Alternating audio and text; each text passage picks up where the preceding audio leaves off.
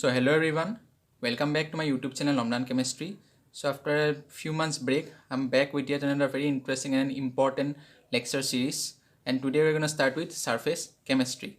So this chapter belongs to the NCERT class 12 textbook, and it's a very important chapter both for board preparation as well as for entrance preparation. Okay, now what is the surface chemistry? So as the topic itself indicate, so surface chemistry, that means chemistry of surface. So if we take any material, for example this is an exemplary material. Now I have divided this material into two phases. So one is the surface and the rest of the material known as bulk. So the chemistry which is happening at the surface level is known as the surface chemistry. Now we all know about absorption. Okay, capital B is the stress point here. Absorption. For example, when we dip resin in water, it will swell because it will soak the water. That means it will absorb the water from all sides. That's why absorption is a bulk phenomenon. On the other hand, surface phenomenon, it takes place at the surface level. It's not a bulk level. So that's why the term for surface chemistry, I mean the surface phenomenon, is not absorption but adsorption. Capital D. So capital D is the stress point here. Okay. Now there are two terms which is directly related to adsorption. One is known as the adsorbate and the second one is known as the adsorbent. So what is this adsorbate? The material which is being adsorbed at the surface is known as adsorbate, and the material which helps the adsorbate to get attached to itself is known as the adsorbent. For example, adsorption of gas on solid surface. So here these gas molecules, it is getting attracted towards the solid surface. Okay, that's why gas is known as the adsorbate, and the solid surface onto which this gas is getting adsorbed is known as adsorbent. Okay, again in certain processes, in almost all the processes, both adsorption and absorption takes place.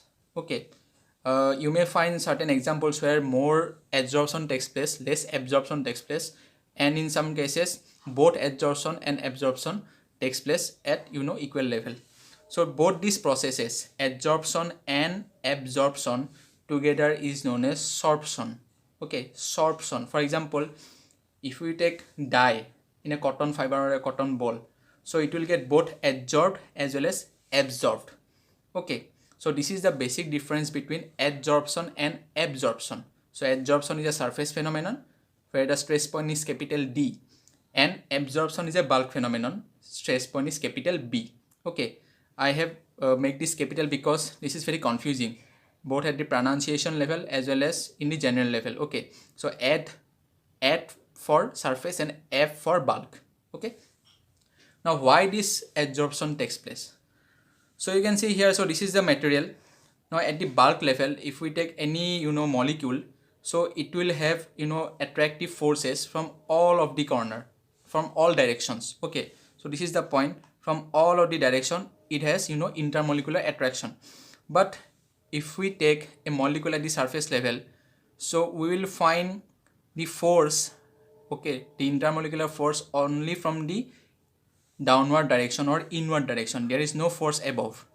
So that means this particular point, at this point the molecule is getting unbalanced residual force, inward residual force, and because of that you can say there is certain amount of valency is getting created at this particular point, and because of which these surface molecules or the surface has a tendency to pull, to attract the molecules towards itself.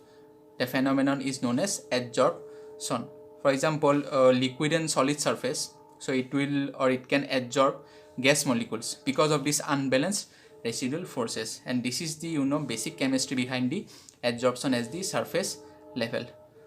So this is all the basic about surface chemistry. So now we can sum up that adsorption is a surface phenomenon, and why it takes place because of unbalanced inward residual forces at the surface level.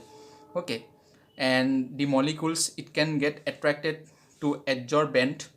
Okay, that means the surface of the solid or liquid molecules via weak van der Waals forces or chemical bonding. The process is known as chemisorption, and weak van der Waals forces which is known as physisorption. We can discuss the difference between physisorption and chemisorption in the next video. Similarly, absorption is a bulk phenomenon. The basic example is resin in water. It will soak the water from all the direction and it will swell, which is known as the absorption. Okay, so adsorbate and adsorbent related to adsorption.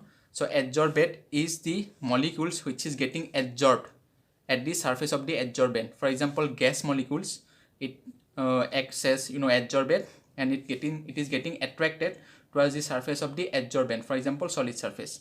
And the adsorption and absorption, sorry, this should be absorption. Okay, this should be absorption. So absorption plus adsorption together is known as sorption. Okay, for example, dye is in cotton fiber, so it will get both adsorbed as well as absorbed. That means the attraction of the molecules of the dye molecules in the cotton fiber, it will take place both at the surface level as well as the bulk level. Okay, so together both absorption and adsorption is known as sorption. So this is all for today.